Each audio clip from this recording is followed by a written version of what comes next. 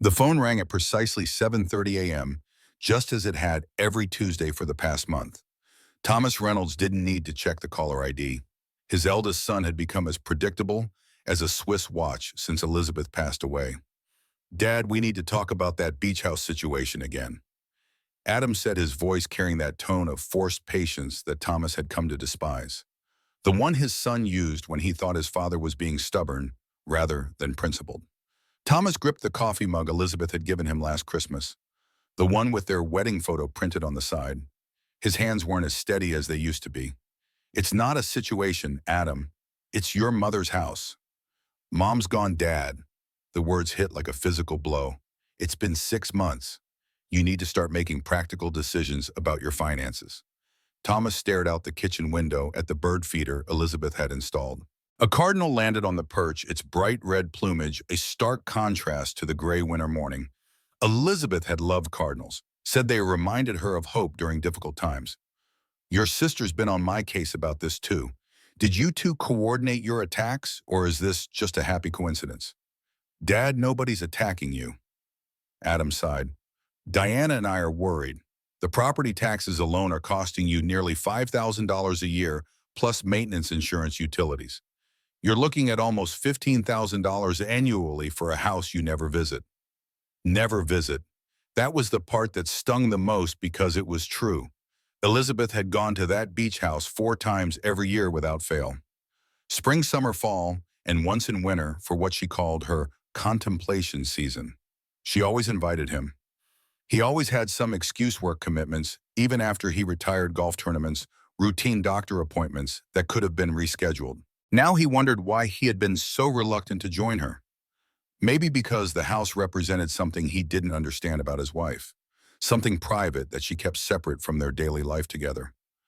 "Your mother put a lot of love into that place," Thomas said, watching the cardinal fly away. "Dad, listen to yourself." Adam's voice grew sharper. "Love doesn't pay bills.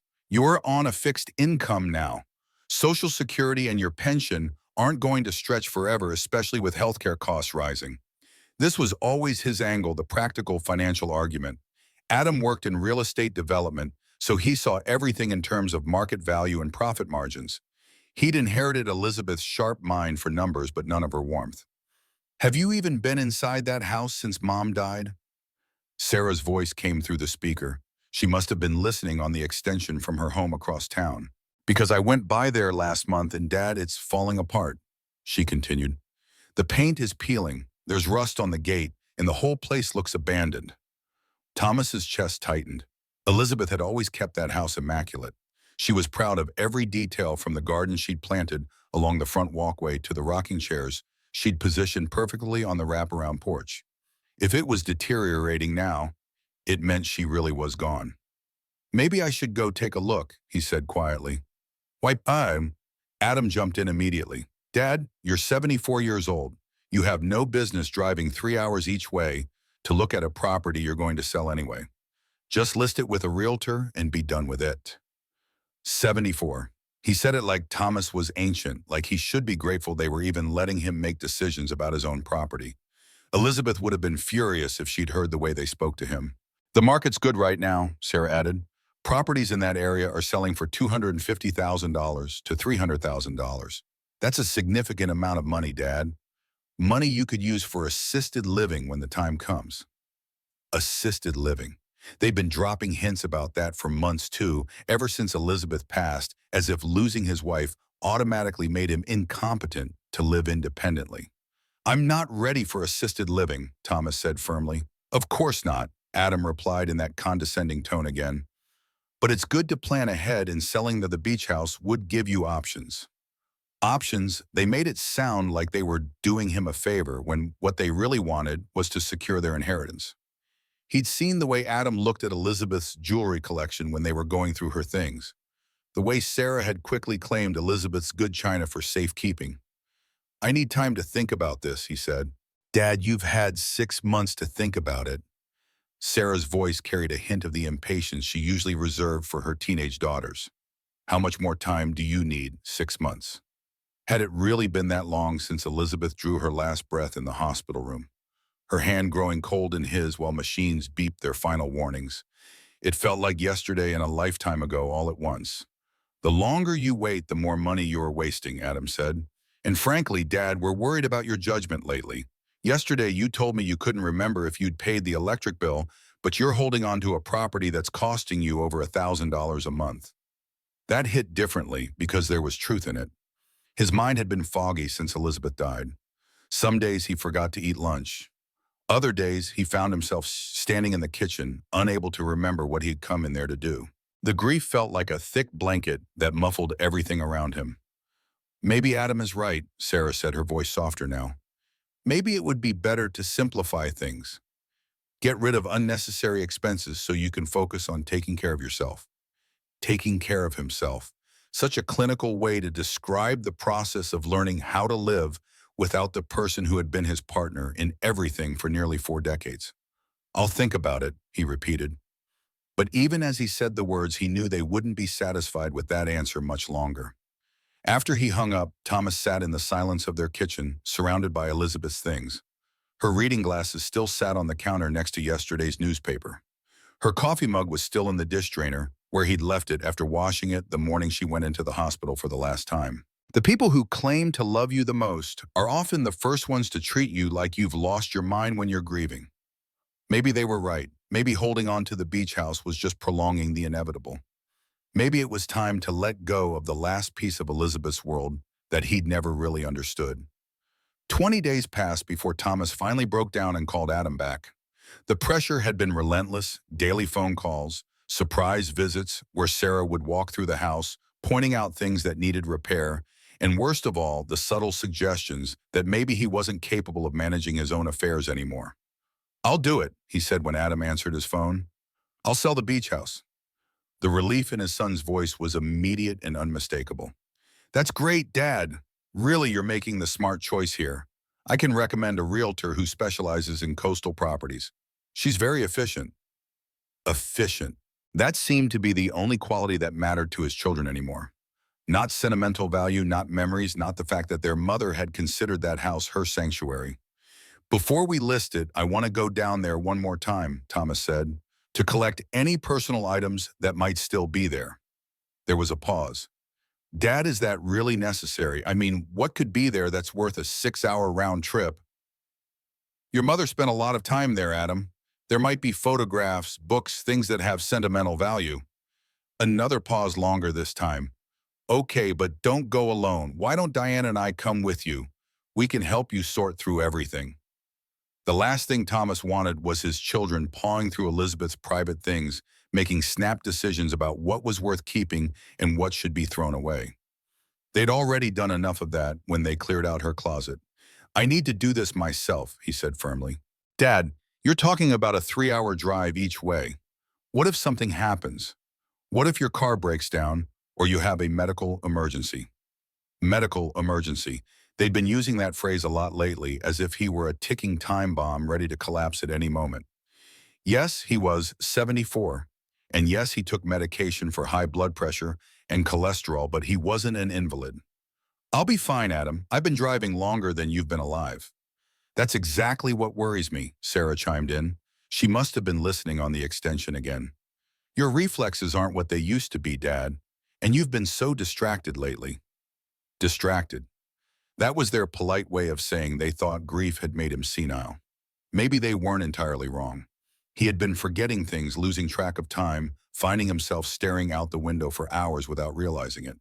But this trip felt important, necessary in a way he couldn't explain. I'm going, he said with more conviction than he felt. Either you trust me to handle this or you don't.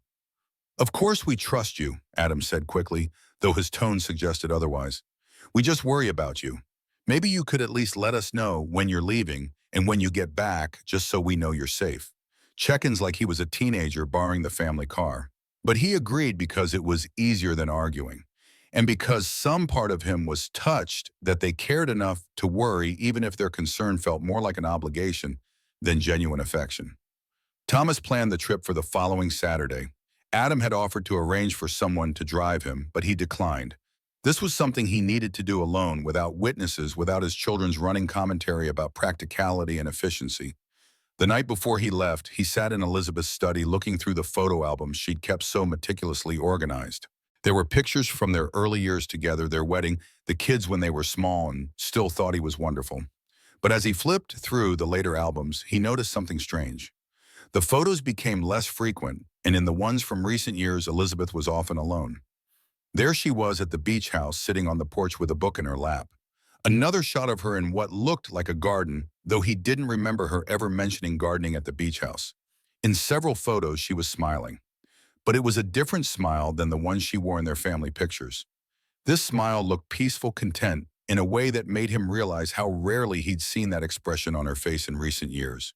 When had she stopped looking at him that way? When had they stopped taking pictures together? He closed the albums and went to bed, but sleep didn't come easily. He kept thinking about those photos, about the woman who had shared his bed for 38 years, but had kept an entire piece of her life separate from him. Why hadn't she ever really pushed him to come with her to the beach house? Had she wanted him there, or had she preferred the solitude? The next morning, he loaded the car with supplies. Elizabeth would have insisted on water bottles, snacks, a first aid kit, and a cell phone charger. She'd always been the practical one, the planner who thought 3 steps ahead while he lived in the moment. The drive took longer than he expected.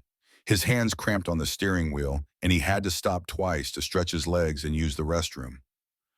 By the time he reached the coastal highway, the sun was already past its peak, casting long shadows across the salt marshes that lined the road. He'd forgotten how beautiful this stretch of coastline was. Elizabeth had tried to describe it to him over the years, but he'd never really listened. Now, seeing it for himself, he understood why she'd been drawn here. There was something timeless about the landscape, something that made the problems of daily life feel small and manageable. The turnoff to their street was marked by a weathered sign that read, Sea Pines Cove Private Road. He'd helped write the check for that sign 15 years ago, but he'd never actually seen it installed. Elizabeth had handled all the details of maintaining the beach house, from paying the property taxes to hiring contractors for repairs. As he drove down the narrow road toward their house, his chest grew tight with anticipation and dread. What would he find there? What secrets had Elizabeth kept in this place that she'd visited 4 times a year without him?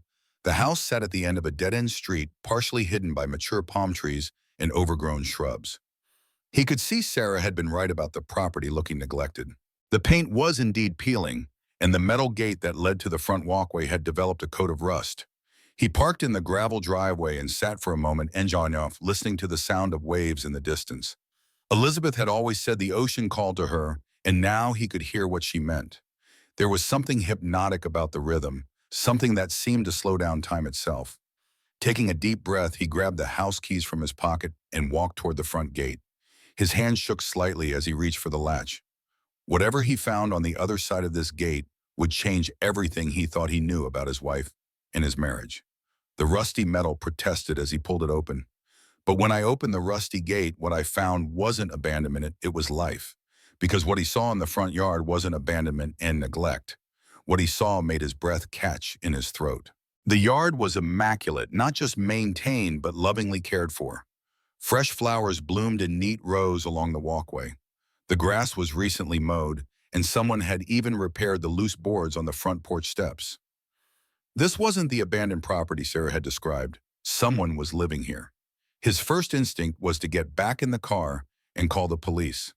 They'd had squatters, people who had broken into their house and made themselves at home. But as he looked closer, he noticed something that stopped him cold. Hanging from the porch railing was a wind chime that he recognized. Elizabeth had bought it at a craft fair in town 3 years ago. He remembered because she'd been so excited about it, and he'd grumbled about the expense.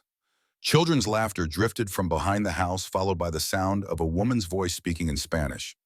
His Spanish was rusty, but he caught enough to understand she was telling someone to be careful near the water. He walked slowly up the front steps, his heart pounding so hard he could feel it in his ears. The front door was painted a cheerful yellow, Elizabeth's favorite color, and there were potted plants arranged carefully on either side.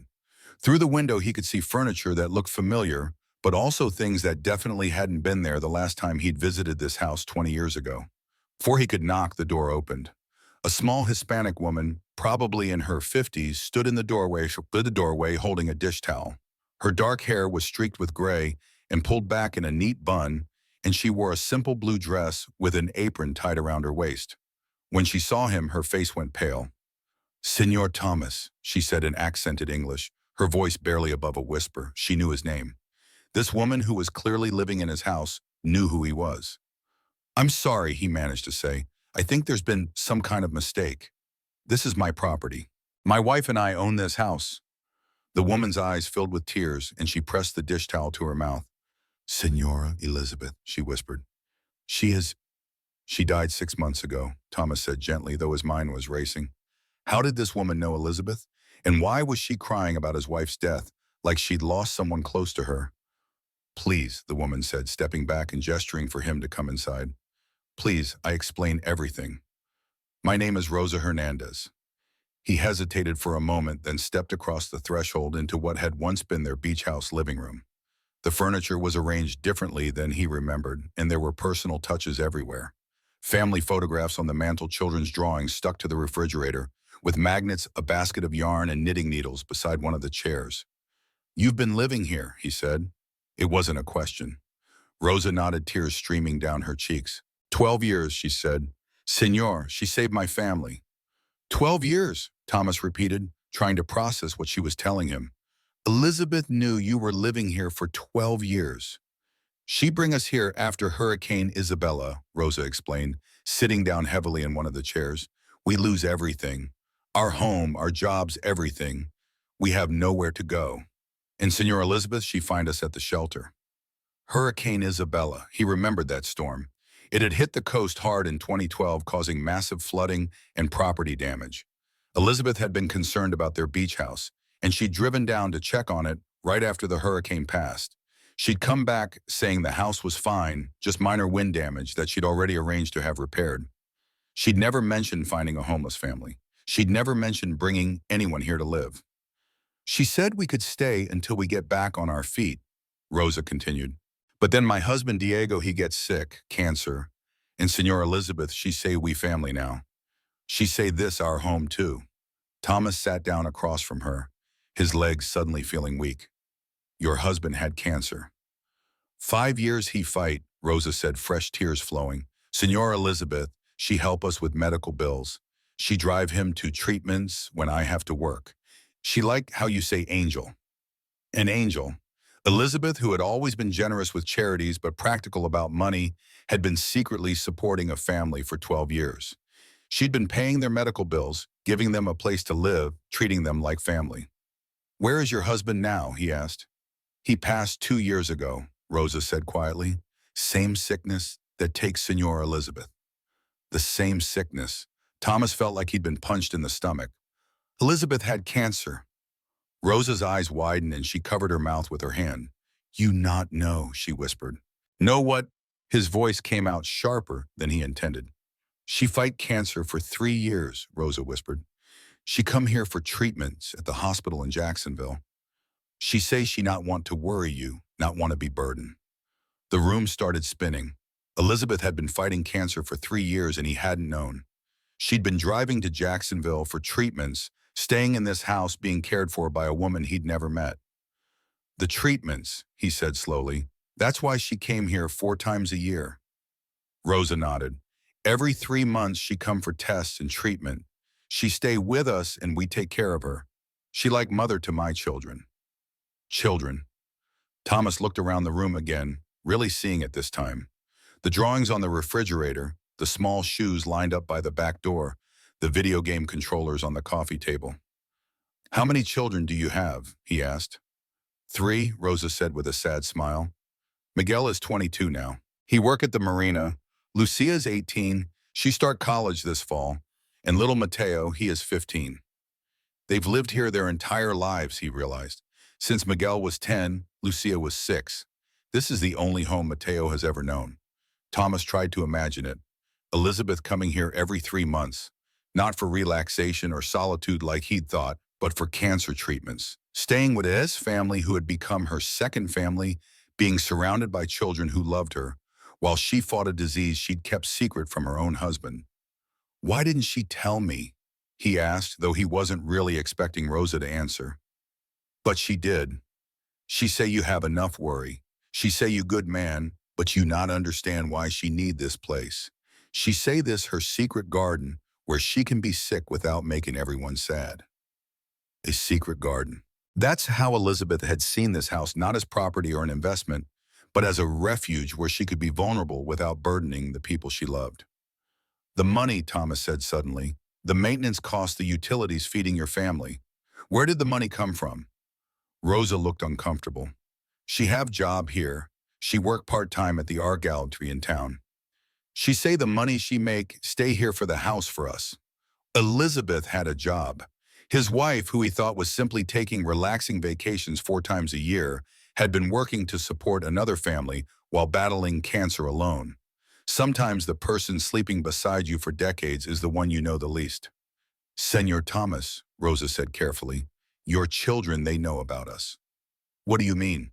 After Senor Elizabeth passed away, they come here. They tell us we have to leave. They say you selling the house and we have no right to be here. His chest tightened with a familiar anger. The man he very angry. He say we taking advantage, we stealing from family. The woman she not so angry, but she say we have to go before you find out. Adam and Sarah knew. They knew about Rosa and her family, and they'd tried to evict them secretly. They'd stood in his kitchen and lectured him about wasted money and impractical expenses, knowing full well that this house was home to a woman who had cared for their mother during the worst time of her life. What did you tell them? He asked. We say we wait to talk to you first. We respect Senor Elizabeth too much to leave without you knowing the truth. The truth. His children had known the truth about Elizabeth's secret life, about her cancer, about this family she'd helped, and they'd chosen to hide it from him. They'd been willing to throw a grieving family out of their home rather than let him discover what kind of woman his wife really was. The sound of footsteps on the porch interrupted his thoughts. The back door opened and a teenage boy walked in, sandy and sun-bronzed from a day at the beach. When he saw Thomas sitting in the living room, he stopped short. Mama, he said to Rosa, his voice uncertain. Mateo, come meet Senor Thomas, Rosa said gently. Senor Elizabeth's husband. The boy's face lit up with recognition and something that looked like relief. Senor Thomas, Senor Elizabeth, she talk about you all the time. She say you good man. You just need time to understand. Understand what Thomas wanted to ask. But looking at this boy who had grown up in his house, who had been loved by his wife like a grandson, he was beginning to realize that the person who needed understanding wasn't Elizabeth. It was him. Mateo sat down at the kitchen table where Rosa had served Thomas coffee and homemade empanadas. He moved with the easy familiarity of someone who belonged here, and Thomas noticed he had Elizabeth's same habit of drumming his fingers when he was thinking. Senor Elizabeth always say you come here someday, he said, studying Thomas's face. She keep box of letters for you in her room. What letters? Thomas asked. Rosa and Mateo exchanged glances. She write to you sometimes, Rosa explained, when she feeling sad or scared, but she never send them. She say maybe someday she'd be brave enough, but that day never come.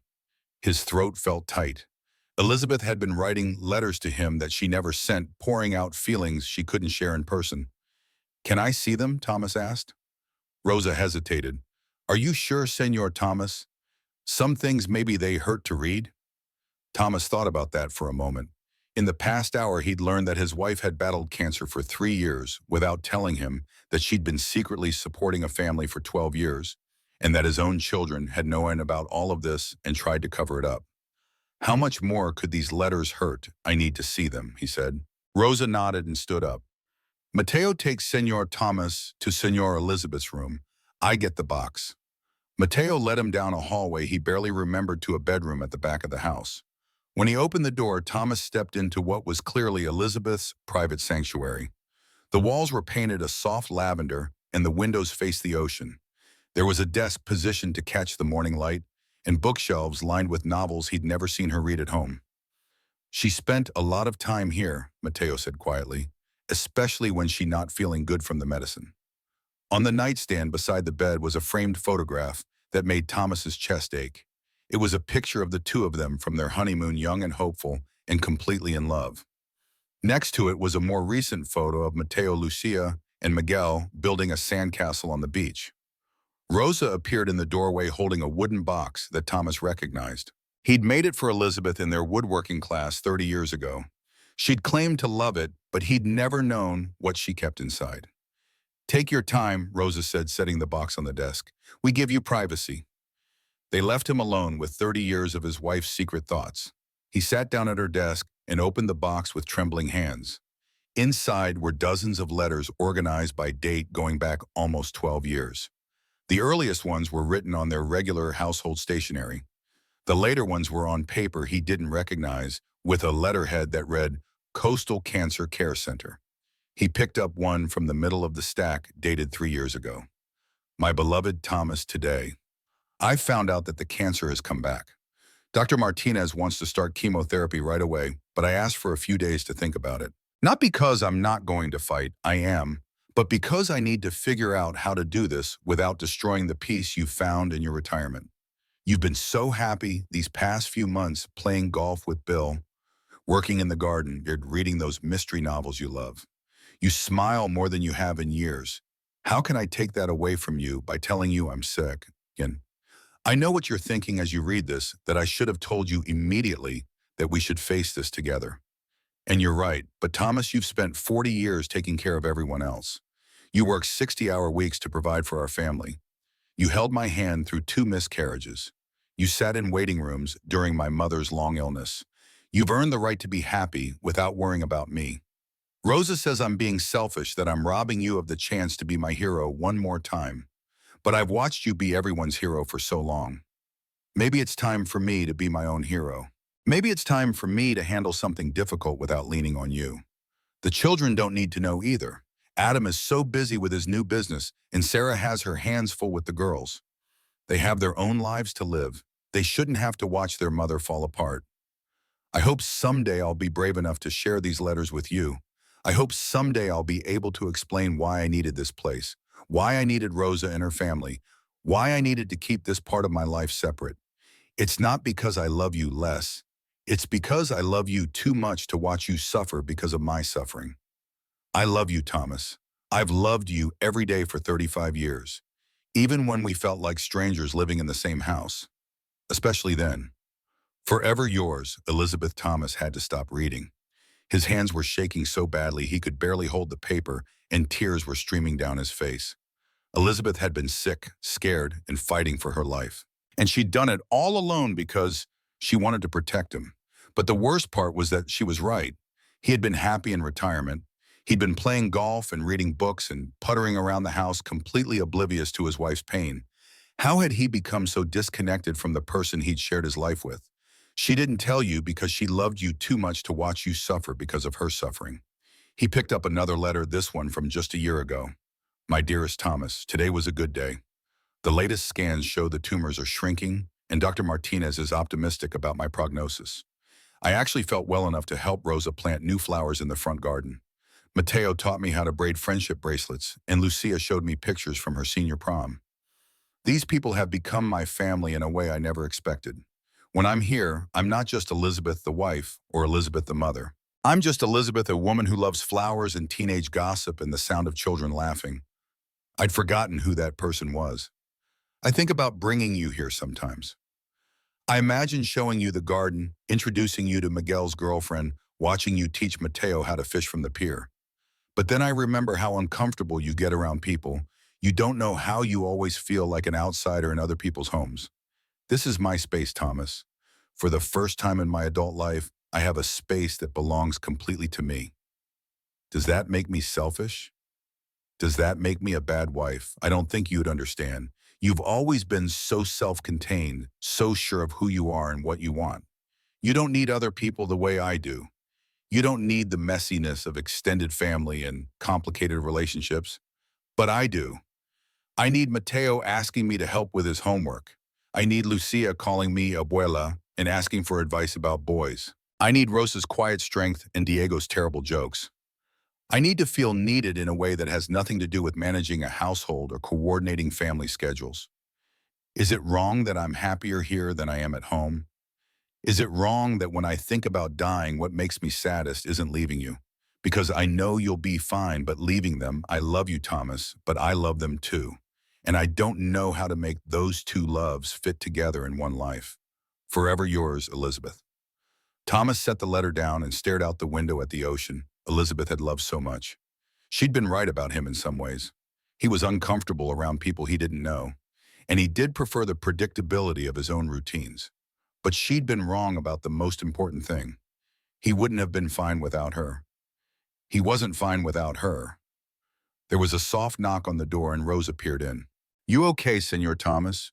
He wiped his eyes and nodded, though he felt anything but okay. "Rosa, can I ask you something?" "Of course." Was she happy here? Really happy? Rosa's face softened. She was herself here. Sometimes sad, sometimes scared, but always herself. At home, she say she feel like she playing role. Here she could just be Elizabeth. Just be Elizabeth. His wife had felt like she was playing a role in her own home, in her own marriage. What did that say about the life they'd built together? "There's something else," Rosa said carefully. "In the bottom of the box. She write it just before she get too sick to come here anymore." Thomas reached into the box and found an envelope marked, "For Thomas to be opened only if something happens to me." His hands trembled as he opened it, already knowing this would be the hardest letter to read. But he had to know. After 38 years of marriage, he finally had to know what his wife really thought about their life together. The final letter was different from the others. The handwriting was shakier, and there were water stains on the paper that could only have been tears. "My beloved Thomas, if you're reading this, then I'm gone, and you've finally found this place that meant so much to me. I hope Rosa and her family were able to explain why I had kept this secret from you. I hope you can understand, even if you can't forgive me. I need to tell you something that will hurt you, and I'm sorry for that. But you deserve to know the truth about our children, especially now that I won't be there to run interference anymore." Adam and Sarah know about Rosa and her family. They've known for 2 years. They found out when Adam was going through our bank statements after I gave him power of attorney for the beach house account. He saw the payments I was making for utilities and property taxes, and he hired a private investigator to find out what was happening here. When they discovered Rosa's family living here, they didn't come to you or to me. They came here and threatened Rosa. They told her she was trespassing, that they would have her arrested and her children deported if she didn't leave immediately. They told her they would claim she had been stealing from us. Rosa called me terrified and sobbing. I drove down that same day and confronted our children. Thomas, I've never seen them so cold, so calculating. They weren't concerned about us being taken advantage of. They were concerned about their inheritance. Adam told me that supporting Rosa's family was fiscally irresponsible and that I was compromising their financial future. Sarah said that I was being manipulated by people who didn't deserve our charity. When I tried to explain what this family meant to me, how they had cared for me during my illness, Adam actually laughed. He said, "Mom, you're sick. You're not thinking clearly. These people are using your condition to take advantage of you." Using my condition as if my cancer had made me stupid instead of just tired. I told them about my treatments, about how Rosa had driven me to chemotherapy when I was too weak to drive myself, about how Diego had built me a special chair for the porch so I could sit comfortably during my recovery periods. I told them how Mateo would read to me when the medications made me too nauseous to focus, and how Lucia would braid my hair when it started growing back. Do you know what Sarah said? She said, "We could have done all of that for you, Mom. You should have told us you were sick instead of confiding in strangers." But here's the thing, Thomas. They couldn't have done those things for me. Not because they weren't capable, but because they would have turned my cancer into their tragedy. They would have made my illness about their inconvenience, their schedule disruptions, their emotional burden. Rosa never once complained about driving me to treatments, even when it meant missing work. She never made me feel guilty for being sick. She never treated me like I was fragile or pathetic. She just loved me and took care of me the way family should. Our children made me choose Thomas. They said either I cut ties with Rosa's family and sell the beach house, or they would take legal action to have me declared mentally incompetent due to my illness. They said they would claim I was being exploited by con artists and that I needed to be protected from my own poor judgment.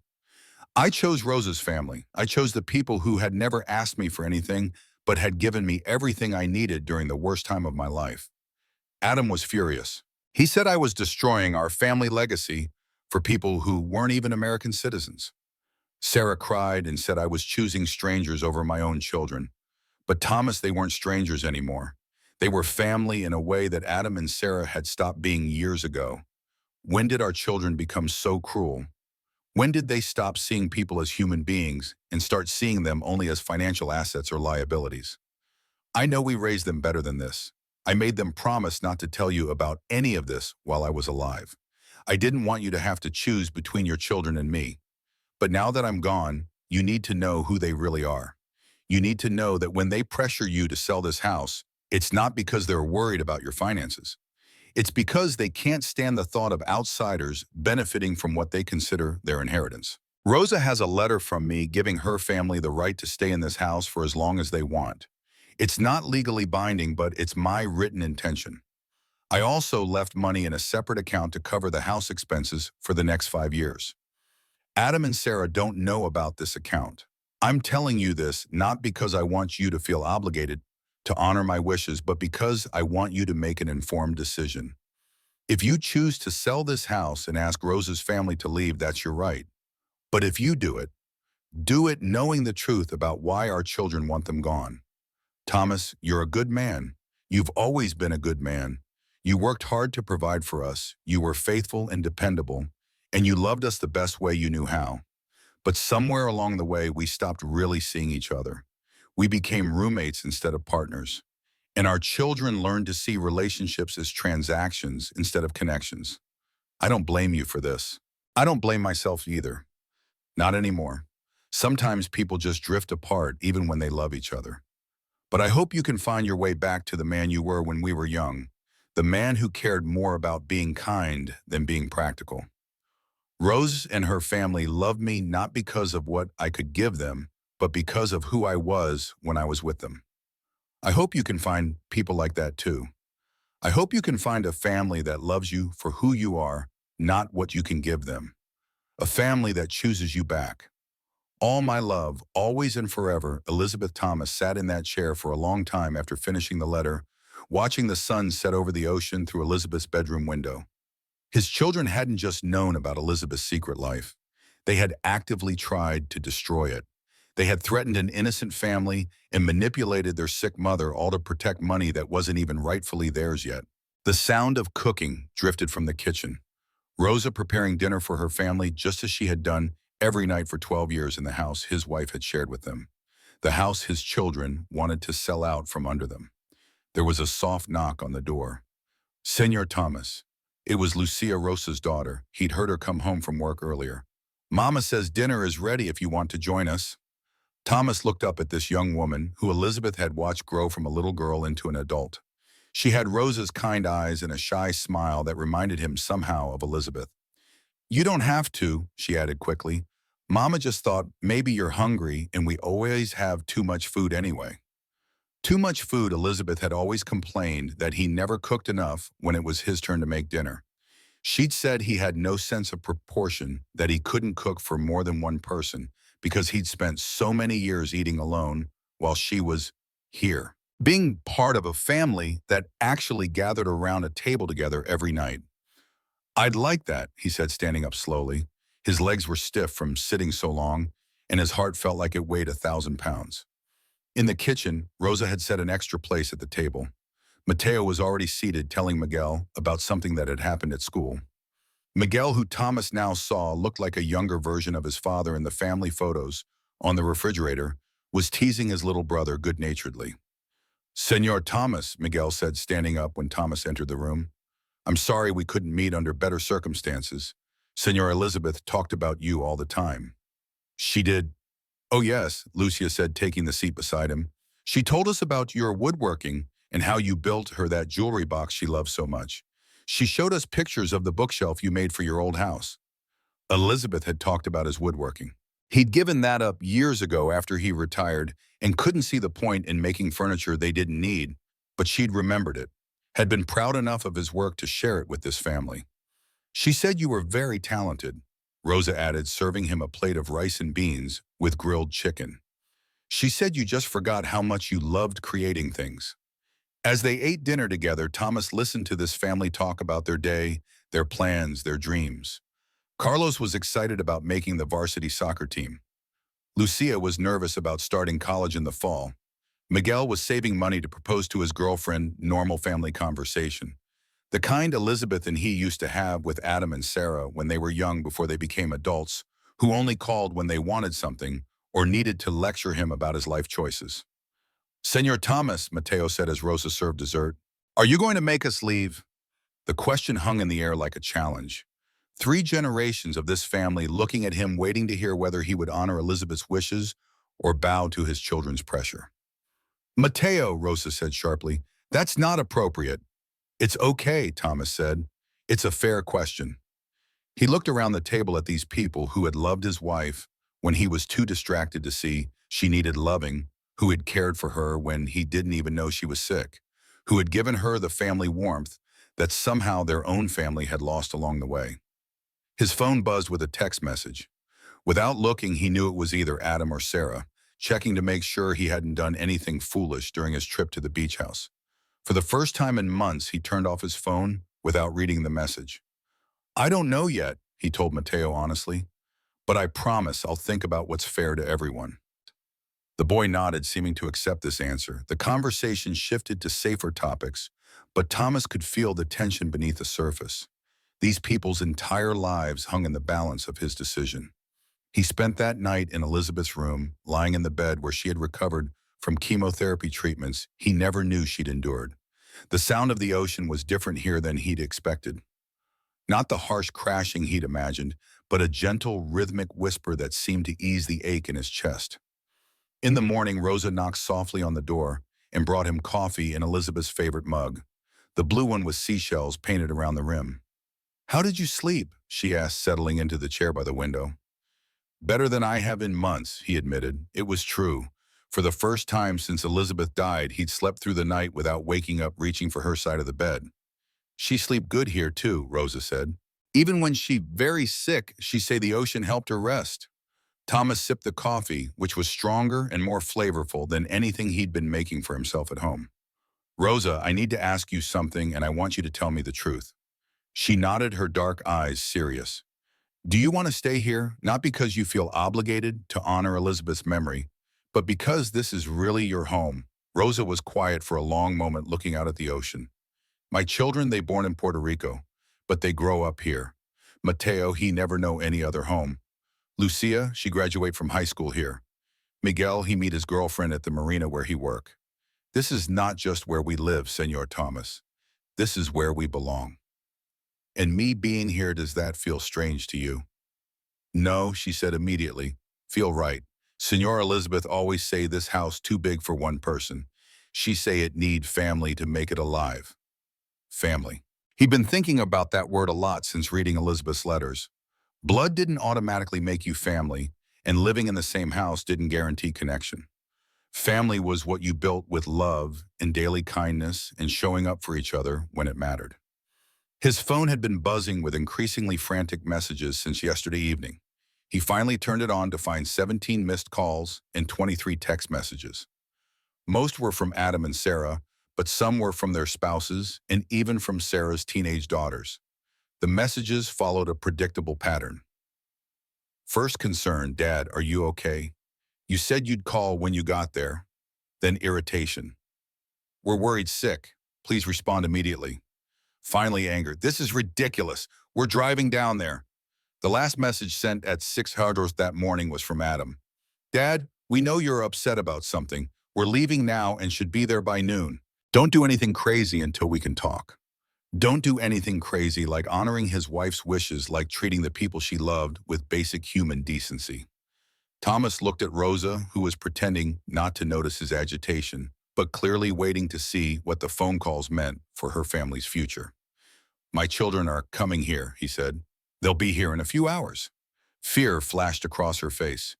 Maybe we should leave for the day. Take the children to my sister's house until... No, Thomas said firmly. This is your home, Rosa. You don't run away from your own home. Thomas stood up and walked to Elizabeth's desk where he had left her letters scattered across the surface. Among them was a business card he'd noticed yesterday, but hadn't paid attention to Patricia Henderson, real estate attorney. Elizabeth had been planning ahead, making sure Rosa's family would have legal protection. He called the number on the card. A professional but warm voice answered on the second ring. Ms. Henderson, this is Thomas Reynolds.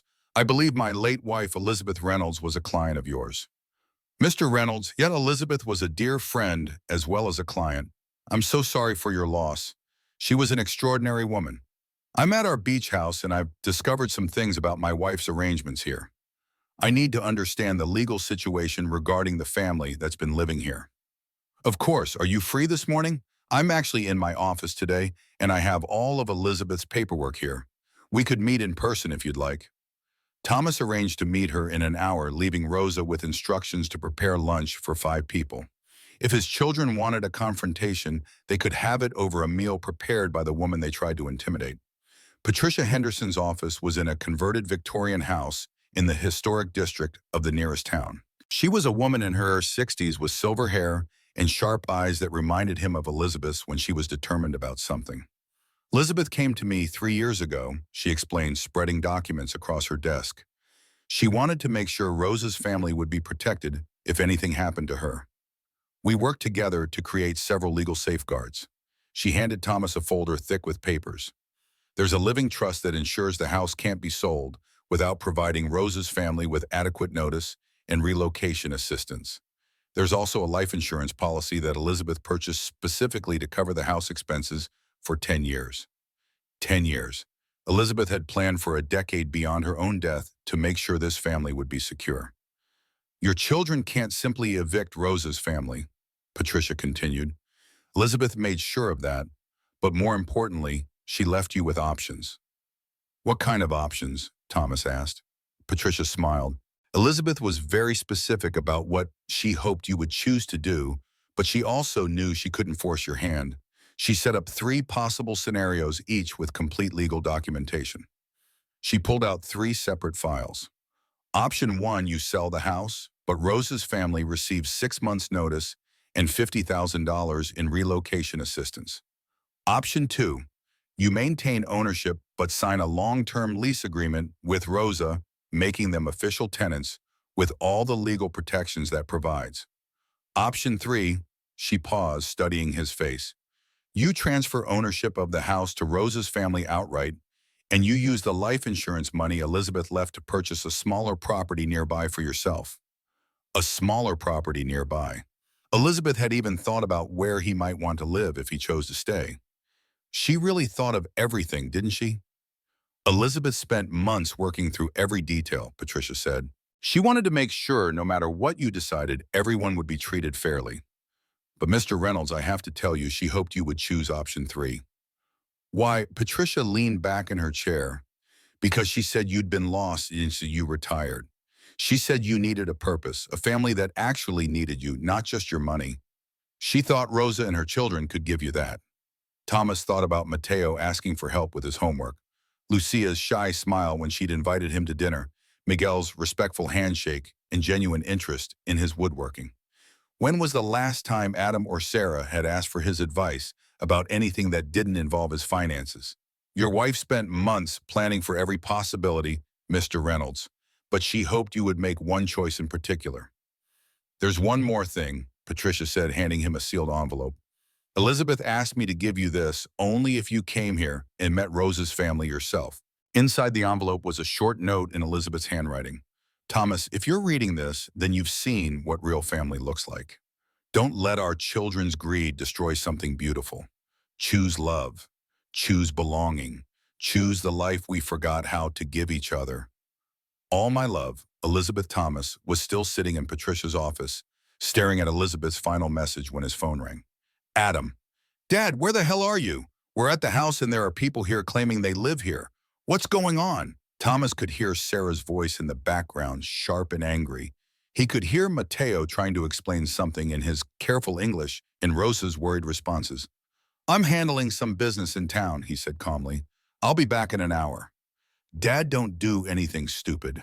We need to talk before you make any decisions about these people. And these people, as if Rosa and her children were objects to be disposed of, rather than human beings who had loved his wife. Adam, I want you and Sarah to sit down and have lunch with Rosa's family. I want you to listen to what they have to say, and I want you to remember that your mother loved these people. Dad, you're not thinking clearly. These people have been taking advantage. Thomas hung up and turned off his phone. Patricia was watching him with something that looked like pride. "What are you going to do?" she asked. Thomas looked down at the legal documents that would make Rose's family the rightful owners of the beach house Elizabeth had loved so much. The house where she'd found the family warmth that their own family had somehow lost. The house where she'd faced her illness with dignity and grace, surrounded by people who loved her unconditionally. "I'm going to honor my wife's wishes," he said, reaching for a pen, "and I'm going to choose the family that chose her." He couldn't complete the paperwork immediately. There would be more documents to sign, notarizations needed, but he made the first steps toward transferring the house to Rose's name. Patricia promised to expedite everything, understanding the urgency of the situation. As Thomas drove back to the house an hour later, he rehearsed what he would say to Adam and Sarah. He knew they would be furious, disappointed, maybe even threatening. But for the first time since Elizabeth died, he felt certain about something. He felt like he was making a choice she would be proud of. When he pulled into the driveway, Adam's silver BMW and Sarah's red SUV were parked alongside his car. From outside, he could hear raised voices. His heart sank. He had hoped they would at least try to be civil. He walked through the front door to find Adam standing in the living room, his face flushed with anger. Sarah was seated on the couch, arms crossed tightly across her chest. Rosa stood in the kitchen doorway, her expression carefully neutral, but Thomas could see the tension in her shoulders. The children were nowhere to be seen. "Dad, what the hell is going on here?" Adam demanded as soon as Thomas walked in. "These people claim Mom gave them permission to live in our house. That's insane." "They're not people, Adam. They have names. This is Rosa Hernandez and her family. And yes, your mother did give them permission to live here. In fact, she was living here with them for parts of the past 3 years, while she was receiving cancer treatments that none of us knew about." Adam's face went pale. "Cancer treatments? What are you talking about?" "Mom had cancer." Sarah's voice had lost its angry edge, replaced by genuine shock. "For 3 years, Thomas said quietly. She didn't tell any of us because she didn't want to be a burden. Rosa and her family took care of her. They drove her to appointments, sat with her through chemotherapy, held her hand when she was afraid." "That's ridiculous," Adam said, but with less conviction. "Why wouldn't she tell us? Dad, what are you saying?" Sarah looked between Thomas and Rosa, clearly struggling to process this new information. That Mom chose to tell strangers about her cancer rather than her own family. They weren't strangers to her, Sarah. They were her family too. A family she could be honest with about her illness without worrying about being a burden. "This is emotional manipulation," Adam said, recovering his composure. "They're using Mom's death to take advantage of you, just like they took advantage of her." "Enough," Thomas said, his voice sharper than either of his children had heard in years. "Your mother left me letters explaining everything.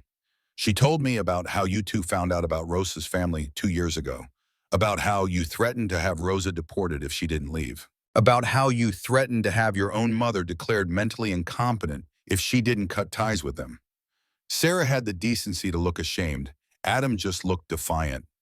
"Mom was sick. She wasn't thinking clearly. We were trying to protect her." "Dad, what are you doing with these people? They're con artists who took advantage of Mom's illness."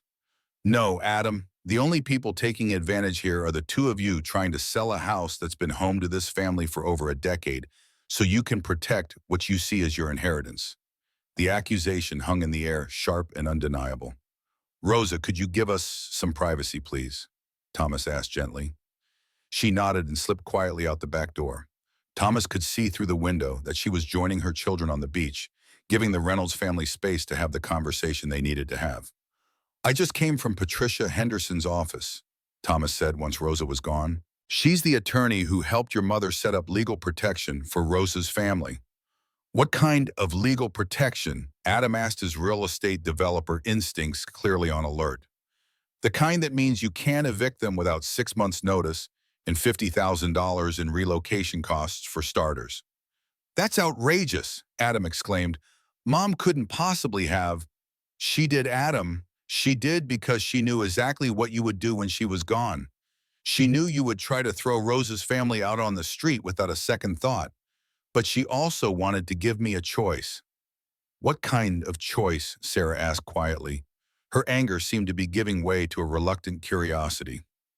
"Three options, actually. I could sell the house with the relocation package for Rose's family.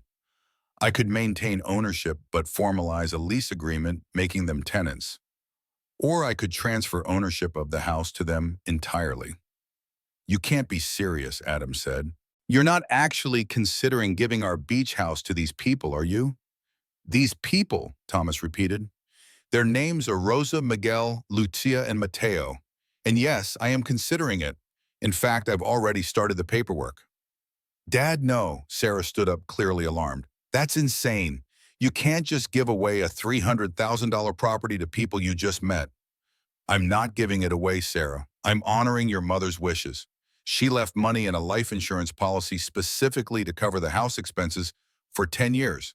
She also left enough for me to purchase a smaller place nearby if I wanted to stay in the area. This is completely irrational, Adam said, reaching for his phone. I'm calling our lawyer. We'll stop this. You can try, Thomas said calmly, but your mother made sure everything was legally airtight. Patricia explained it all to me. You have no legal grounds to challenge this. We'll see about that, Adam muttered, walking into the kitchen to make his call. Sarah remained on the couch, looking at Thomas with an expression he couldn't quite read. Dad, be honest with me. Is this really what you want to do? Or are you just feeling guilty about Mom? It was a fair question, and Thomas took a moment to consider it. I've spent the past 6 months feeling like I'm drowning Sarah. Like I'm just going through the motions of living without any real purpose. Your mother found something here that made her feel alive during the worst time of her life. I think maybe I could find that too. By giving away our beach house. It was never really ours, Sarah, not in the way that matters. Your mother and Rosa's family made it into a home. I never did that. I was too busy working, too busy being practical, too busy avoiding the messy parts of life. And look where that got me. Sarah was quiet for a moment, studying her father's face. You really mean this, don't you? I do. She sighed, a sound of resignation rather than anger. What about the money? Are you really going to throw away your retirement security for these people? I'm not throwing away anything. I'm investing in something your mother believed in, something I'm starting to believe in too. And besides, how much money do I really need? I have my pension, my social security, our savings. I don't need a beach house I never visit. Sarah looked like she wanted to argue further, but instead she just shook her head. I don't understand this, Dad. I really don't, but what? But I've never seen you look this certain about anything since Mom died. You seem different. Thomas hadn't considered that, but she was right. For the first time since Elizabeth's passing, he felt like he was making a choice based on something other than grief or obligation. He was making a choice based on what kind of person he wanted to be. Adam stormed back into the living room, his face red with frustration. Our lawyer says we need to see the actual documents before we can challenge anything. He's going to meet us at his office tomorrow morning. There's nothing to challenge, Adam, Thomas said wearily. Your mother made her wishes clear, and I'm going to honor them. You should too. This is insane, Adam replied. These people have manipulated both of you. Can't you see that the only manipulation I see is coming from you and Sarah, Thomas replied. You're the ones who threatened Rose's family. You're the ones who kept your mother's illness a secret from me. You're the ones who are more concerned with your inheritance than with what your mother wanted. That's not fair, Dad, Sarah protested, but without much conviction. Isn't it? When was the last time either of you called me just to see how I was doing? Not to check if I'd taken my medication or paid my bills or made a good financial decision. Just to see if I was happy. They were both silent, unable to recall such a call. That's what I thought, Thomas said. Now I think it's time for you both to go. Rose's family has prepared lunch, and I'm going to eat with them. You are welcome to join us, but only if you can be civil. I'm not sitting down to eat with the people who stole our beach house, Adam snapped. Suit yourself, Thomas said. But they didn't steal anything. Your mother gave them a home, and I'm honoring that gift. Adam stalked out the front door without another word. Sarah lingered, looking torn. Dad, she began, then stopped, uncertain what to say. It's okay, Sarah. This is a lot to process. Take some time. Think about what your mother would want. Think about what kind of person you want to be. She nodded slowly, then followed her brother out the door. Thomas watched through the window as they got into their cars and drove away Adam's tires, kicking up gravel in his haste to leave. Thomas walked out to the beach where Rosa and her children were sitting together on a weathered wooden bench, clearly anxious about the outcome of the family confrontation. "They're gone," he said simply. "Are you okay, Senor Thomas?" Rosa asked, concern evident in her voice. "I'm better than I've been in months," he said, surprised to find it was true. "I've made a decision, Rosa.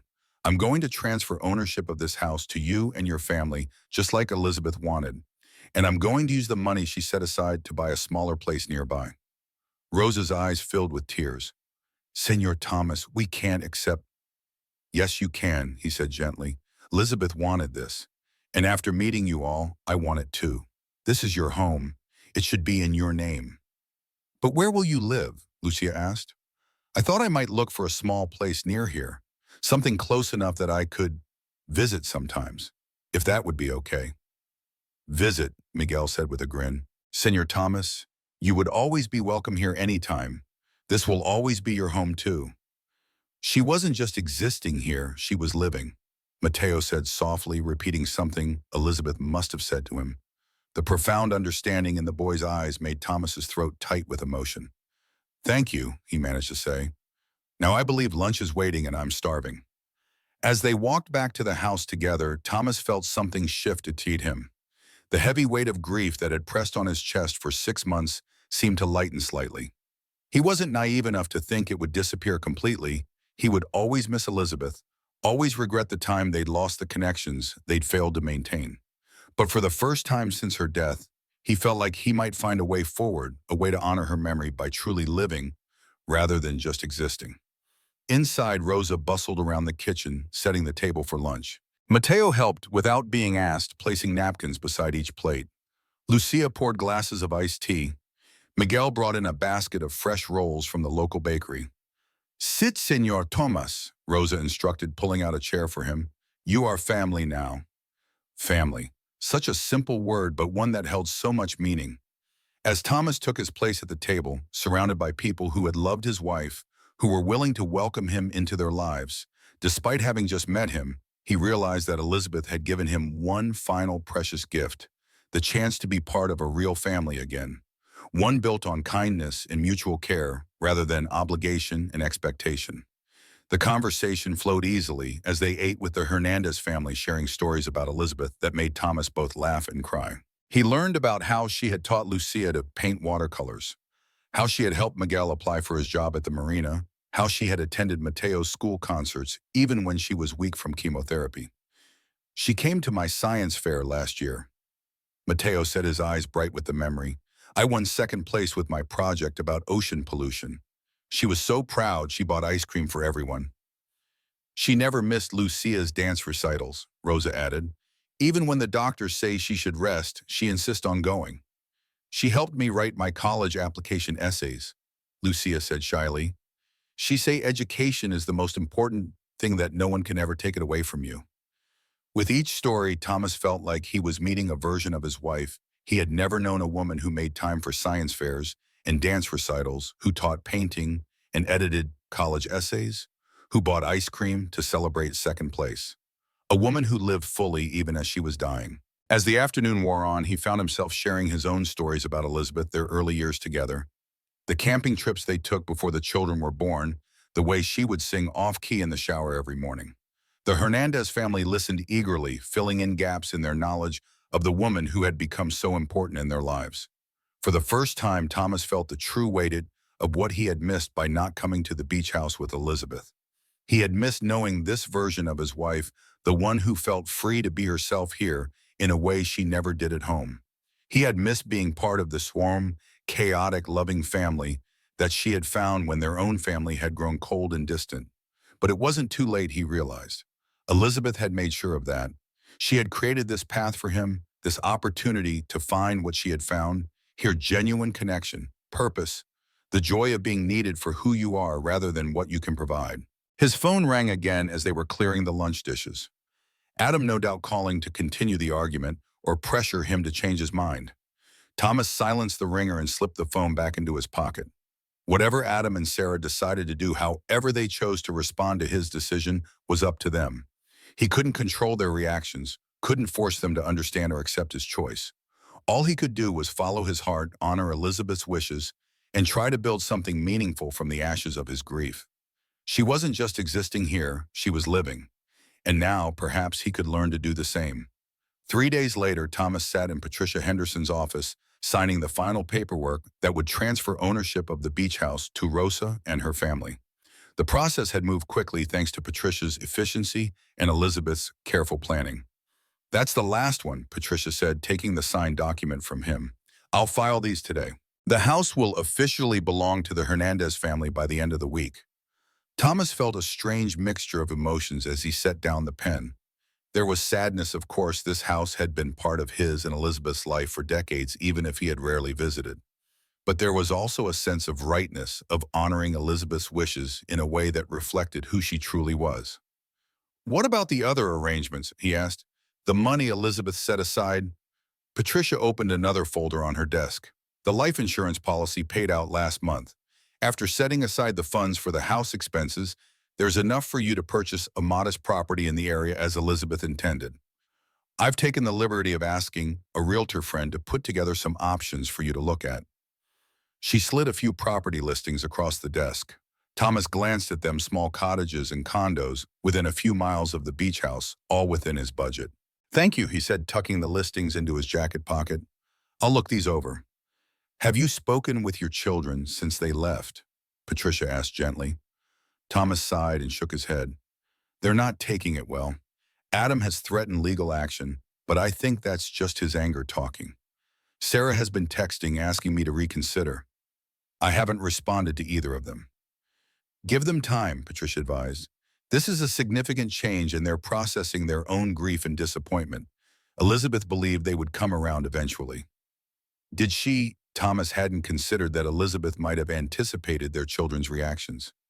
She did. She told me once that beneath all their practicality and financial focus, Adam and Sarah were still the children she raised. She believed there was goodness in them, even if it was buried deep. Thomas wished he could share Elizabeth's optimism, but the memory of his children's anger and betrayal was still too fresh. "I should get back," he said, standing up. "Rose's family is helping me sort through Elizabeth's things at the house. There are some items I want to take with me when I move." Patricia walked him to the door. "Elizabeth would be proud of you, Thomas. I hope you know that." The words stayed with him as he drove back to the beach house. Would Elizabeth really be proud of him? Or would she be disappointed that it had taken her death for him to finally visit the place she loved so much, to finally get to know the family she had come to treasure? He pulled into the driveway, noticing that Rosa had planted new flowers along the front walkway. Bright yellow marigolds, Elizabeth's favorites. The sight brought an unexpected lump to his throat. Inside, he found Lucia and Mateo carefully wrapping framed photographs in bubble wrap. They had agreed that Thomas should take all the family photos, plus any personal items of Elizabeth's that he wanted to keep. They were being meticulous, treating each item with reverence. "Senor Thomas," Lucia greeted him with a smile. "We found more of Senora Elizabeth's paintings in the closet. They're beautiful."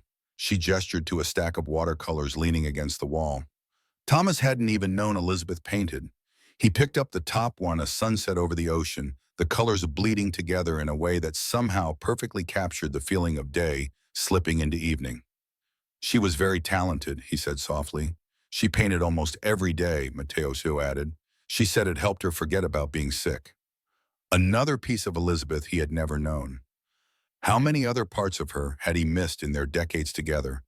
Rosa emerged from the kitchen, wiping her hands on a dish towel. "How did it go with the lawyer?" she asked. "It's done," Thomas said. "The house will be in your name by the end of the week." Rosa's eyes filled with tears, a reaction that still surprised him. In his experience, people didn't usually cry when they received valuable property. But Rosa's tears weren't about the financial windfall.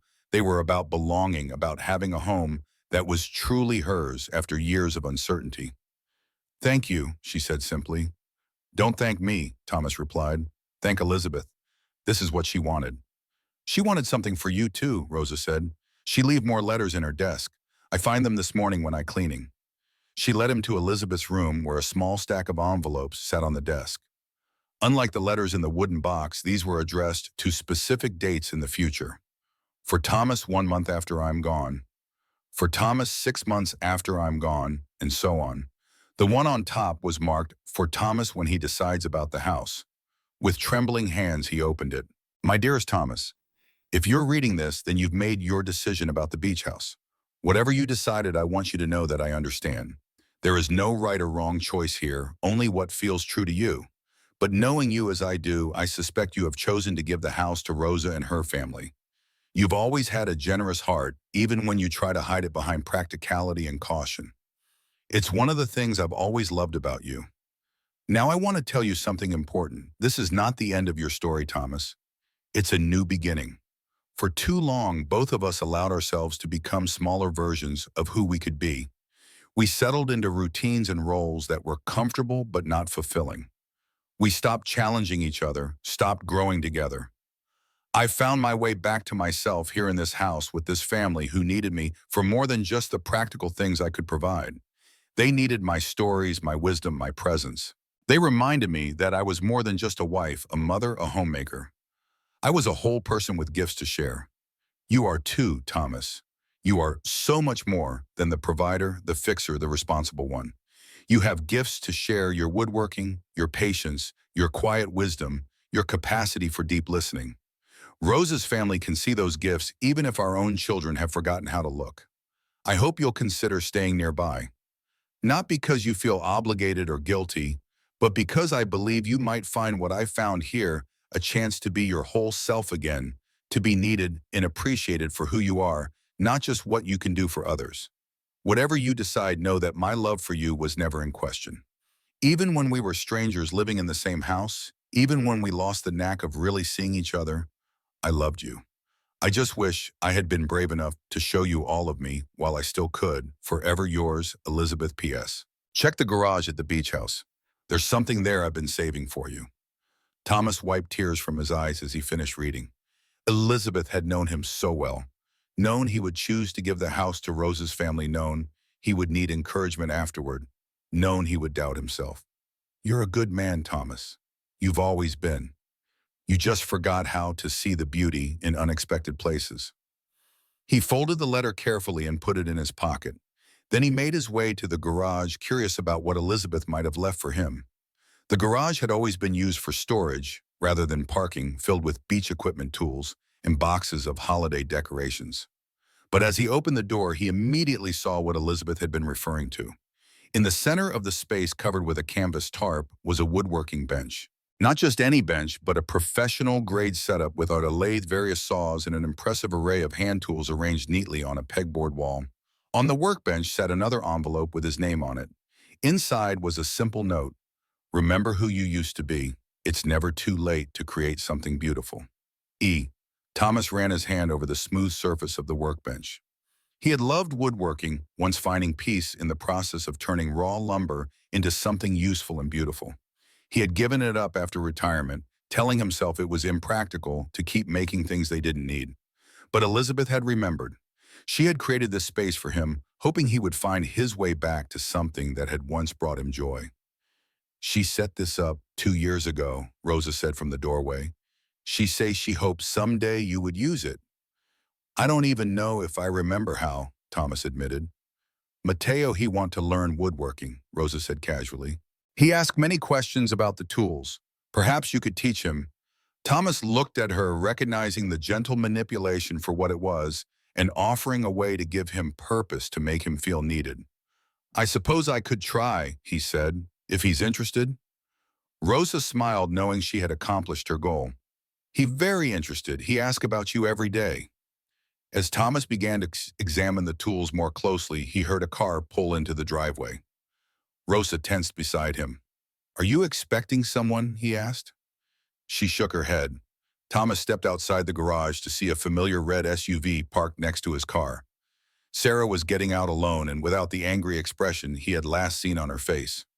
Dad, she said when she saw him, I was hoping we could talk.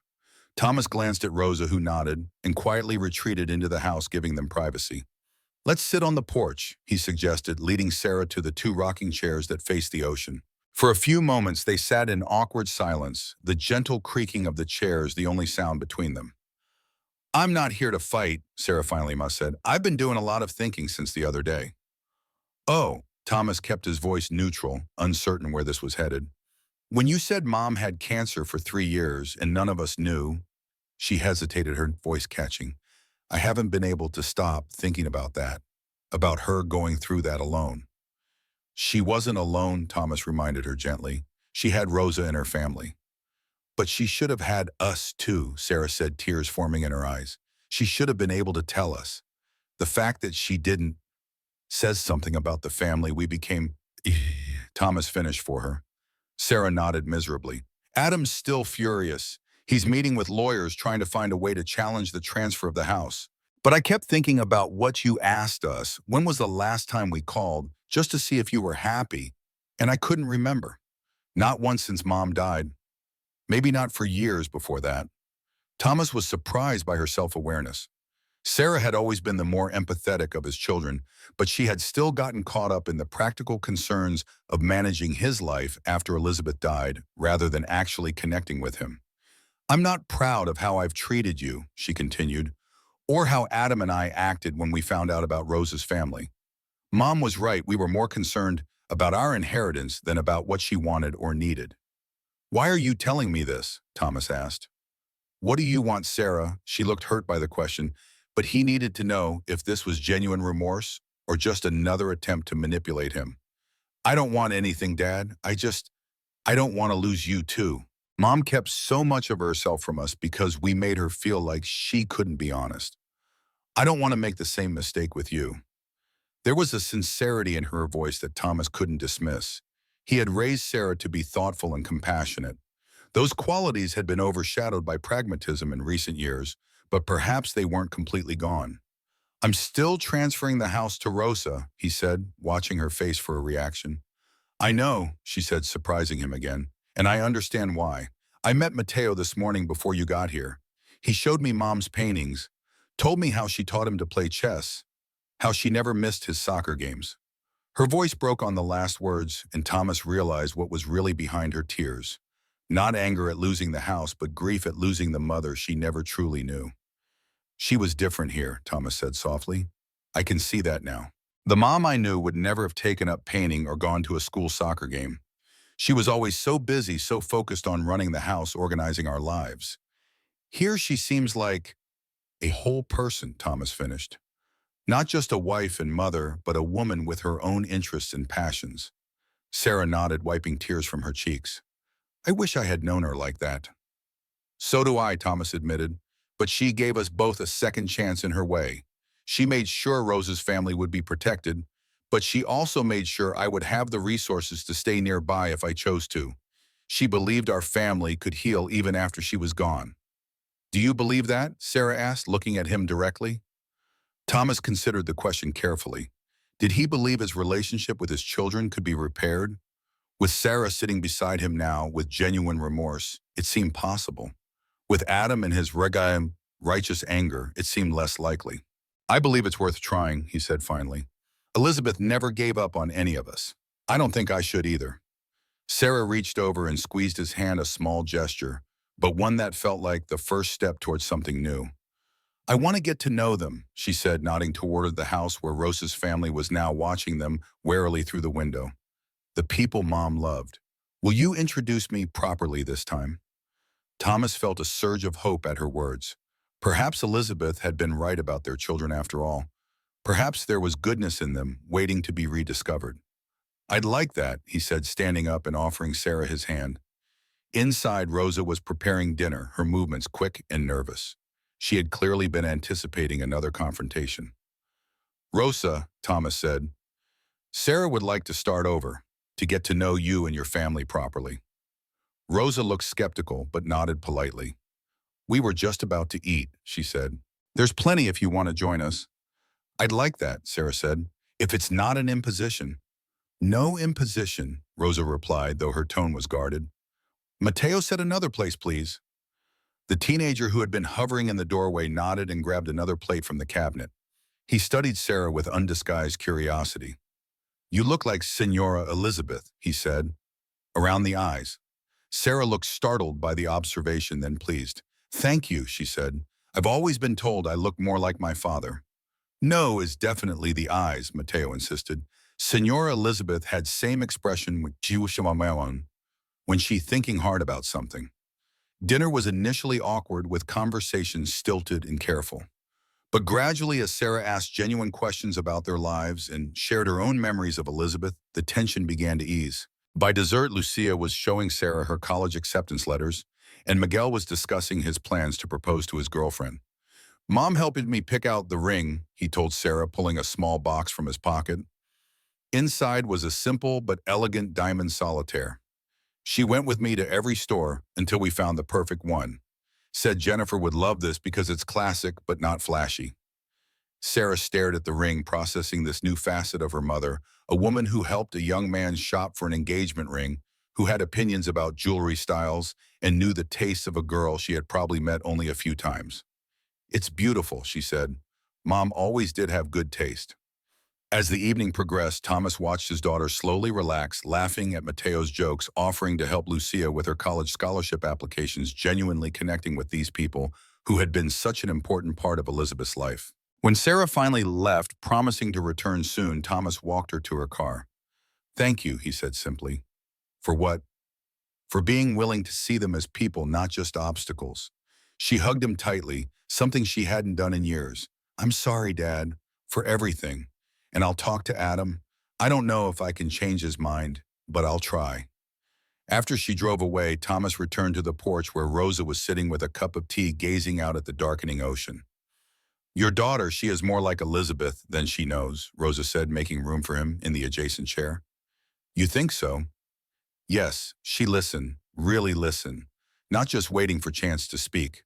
Elizabeth was like that too." Thomas hadn't thought about it that way, but Rosa was right. Beneath Sarah's practical exterior was a capacity for genuine empathy, a quality she had inherited from Elizabeth, not from him. "I'm glad she came," he said. "Me too," Rosa admitted. "It's good for Mateo and Lucia to know not all your family hate us." "No one hates you, Rosa." "Adam does," she said matter-of-factly. "He look at us and see only people taking what he think belong to him." Thomas couldn't argue with that assessment. Adam had always been more materialistic than Sarah, more focused on what he was owed rather than what he could give. "He might surprise us," Thomas said, though without much conviction. Rosa just smiled and sipped her tea, clearly unconvinced. The next 2 weeks passed in a blur of activity. Thomas found a small cottage just a mile from the beach house, a 2-bedroom bungalow with a generous yard and, most importantly, a detached garage that could serve as his woodworking shop. The purchase went smoothly thanks to Elizabeth's careful financial planning. Sarah visited several times, sometimes alone, sometimes with her teenage daughters who were initially sullen about being dragged to meet some random family, but quickly warmed to Mateo's charm and Lucia's patient help with their summer reading assignments. Adam remained conspicuously absent, though Thomas knew from Sarah that he was still consulting with lawyers, still searching for a way to challenge the transfer of ownership. Thomas tried not to let it bother him, focusing instead on setting up his new home and spending time with Rosa's family. He had started teaching Mateo basic woodworking, beginning with simple projects, a birdhouse, a small shelving unit for Lucia's college textbooks. The boy was a natural, his hands steady and his mind quick to grasp the principles Thomas taught him. "My father was carpenter in Puerto Rico," Rosa explained one day as they watched Mateo carefully sand a piece of oak. "Before the hurricane take everything." Mateo was too young to remember, but maybe is in his blood. There was a pride in her voice that Thomas understood well. He had felt that same pride watching Adam build his first model airplane, seeing Sarah win her first debate competition. The satisfaction of watching a child discover their gifts was unlike any other feeling. 3 weeks after Thomas moved into his cottage, Adam finally appeared at his door. It was early evening and Thomas was sitting on his front porch, sketching designs for a coffee table he planned to build for Rosa's living room. The sleek BM pulled into his driveway with a spray of gravel. Adam got out, his expression unreadable behind dark sunglasses despite the fading light. "Hello, son," Thomas said, setting aside his notebook. "This is a surprise." "Is it?" Adam asked, his voice tight. "Sarah said you've been expecting me." "Hoping, not expecting," Thomas corrected gently. Adam removed his sunglasses, revealing eyes that were tired and slightly bloodshot.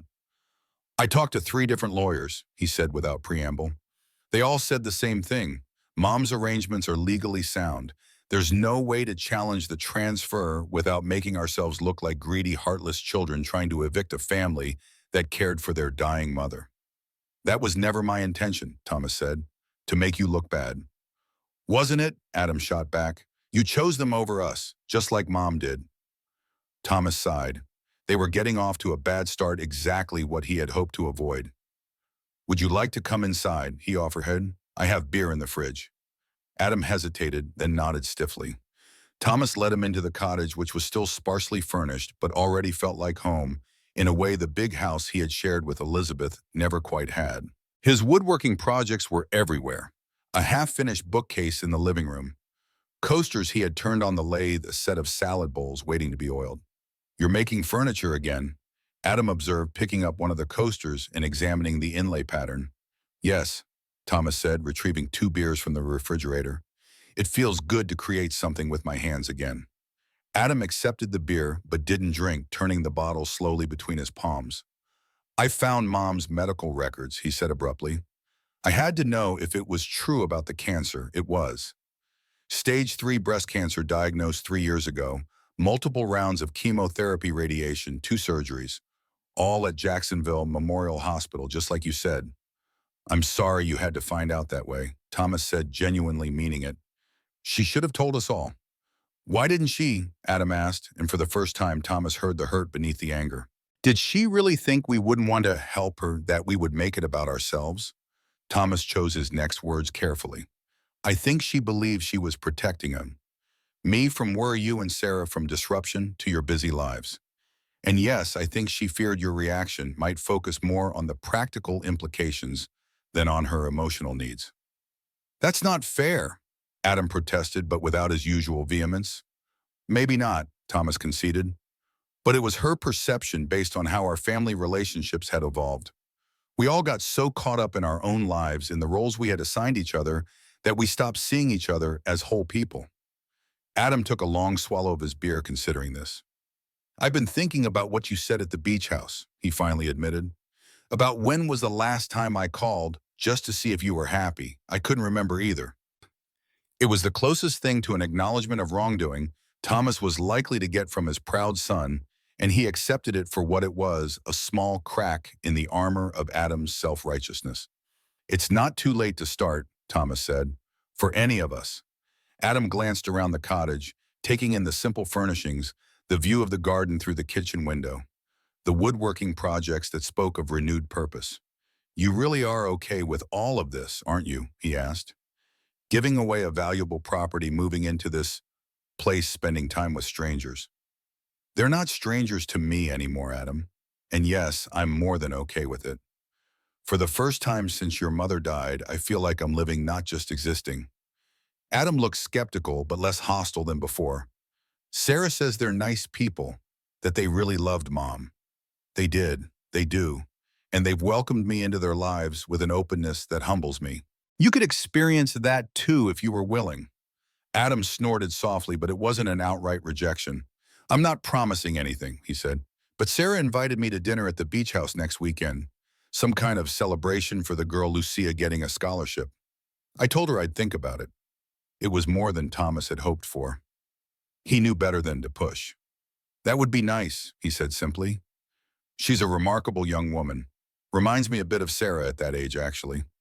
They finished their beers in a silence that, while not entirely comfortable, was no longer crackling with tension. When Adam left, he surprised Thomas with an awkward, brief hug, the first physical contact they had shared since Elizabeth's funeral. I'm still mad, Adam said as he put his sunglasses back on. But not at you, not really. I'm mad that Mom kept so much from us. Mad that I never got to know the version of her that those people knew. Mad that it took her dying for any of us to realize what we had lost. I understand, Thomas said. I'm angry too, but I'm trying to focus on what Elizabeth gave us, even in her leaving a chance to see ourselves and each other more clearly, a chance to build something new from the wreckage. Adam nodded once sharply, then got into his car and drove away. Thomas watched until the taillights disappeared around the corner, then returned to his porch and his sketches feeling lighter than he had in weeks. The scholarship celebration dinner was a turning point. Adam did attend, bringing an expensive bottle of champagne and a stiff, formal congratulations for Lucia. But as the evening progressed, his reserve gradually thawed. By the time dessert was served, he was deep in conversation with Miguel about real estate opportunities near the marina, offering professional advice with none of his usual condescension. Your son, he know much about business, Rosa observed to Thomas as they cleared the dishes together. He does, Thomas agreed. He's very successful in his field. But he learning now, success not just about money, Rosa said with the quiet wisdom that reminded Thomas so much of Elizabeth, is also about connections, about helping others succeed. Thomas watched as Adam showed Miguel something on his phone, both men leaning in, engaged and animated. He's a good man at heart, Thomas said. He just forgot for a while like I did. In the months that followed, a new pattern emerged. Thomas spent most days at his cottage, working on his woodworking projects, often with Mateo as his apprentice. Several times a week, he joined Rosa's family for dinner at the beach house. Sarah and her daughters became regular visitors, and even Adam stopped by occasionally, usually with some practical pretext advice about insurance for the house, information about tax deductions Rosa could claim, but staying longer each time, gradually building relationships with the family his mother had loved. 6 months after Elizabeth's death, they gathered at the beach house for a memorial service. It had been Thomas's idea, a way to honor Elizabeth in the place where she had felt most herself, surrounded by all the people who had loved her. Rosa had created an altar of sorts on the porch, displaying Elizabeth's paintings, photographs of her with both families, her favorite books and shells she had collected from the beach. They took turns sharing memories, each story revealing another facet of the complex, loving woman who had touched all their lives. She taught me to make her famous key lime pie, Lucia said. Said the secret was in grating the lime zest just right. I still make it her way every Sunday. She never missed my soccer games, Mateo added, even when she was sick. She said watching me play made her feel strong again. She helped me pick out Jennifer's engagement ring. Miguel set his arm around his now fiancé. Said she always wanted to help choose a ring for her son, and I was close enough. Sarah shared memories of Elizabeth teaching her to sew bedtime stories and school projects. Adam recalled fishing trips when he was young, how patient Elizabeth had been as she untangled his line again and again. When it was Thomas's turn, he found himself unexpectedly emotional. Elizabeth and I were married for 38 years, he began. But I realize now that I only knew parts of her. I knew the efficient homemaker, the supportive wife, the devoted mother. But I missed so much the artist, the mentor, the friend, the woman who found joy in simple things like a child's soccer game or teaching someone to bake a pie. He looked around at the gathered faces, all showing the same mixture of grief and love that he felt. But she left us a gift in her passing each other. Two families that might never have known each other, might never have understood how much we needed each other. Elizabeth always saw the best in people and always believed in second chances. I think she would be proud of what we built here together. After the memorial service, as the sun was setting over the ocean, Thomas found himself alone on the beach. The others had returned to the house for coffee and dessert, but he needed a moment of solitude to process the emotions of the day. He heard footsteps in the sand behind him and turned to see Adam approaching, hands in his pockets. Mind if I join you? His son asked. Thomas gestured to the space beside him, and they stood in silence for a moment, watching the waves crash against the shore. I've been thinking about selling my condo in the city, Adam said suddenly. There's a small house for sale about a half-mile from here, close to the marina. Thomas tried to hide his surprise. Adam had always been a city person, devoted to the fast pace and constant activity of urban life. That's a big change, he said neutrally. Adam shrugged, trying to appear casual, though Thomas could see the significance of the moment. Jennifer likes it here, says it would be a good place to raise kids someday. And I've been talking with Miguel about investing in the marina, maybe expanding their charter business. There's potential there. And, Thomas prompted, sensing there was more. Adam sighed, looking out at the horizon. And I've missed too much already. Missed knowing Mom the way Rosa's family knew her. Missed connecting with you, beyond just checking if you've taken your medications or paid your bills. I don't want to miss anymore. Thomas felt a swell of emotion that threatened to overwhelm him. This was more than he had ever expected from his practical, ambitious son, an acknowledgement of what truly mattered, a choice to prioritize connection over convenience. I think that sounds like a wonderful idea, he said, his voice thick. And your mother would think so too. Adam nodded, blinking rapidly. Sarah's talking about spending summers here with the girls. Says they've never been closer than they have been these past few months, coming down on weekends, spending time with Rosa's family. We're all finding our way back to each other, Thomas said, just like Elizabeth hoped we would.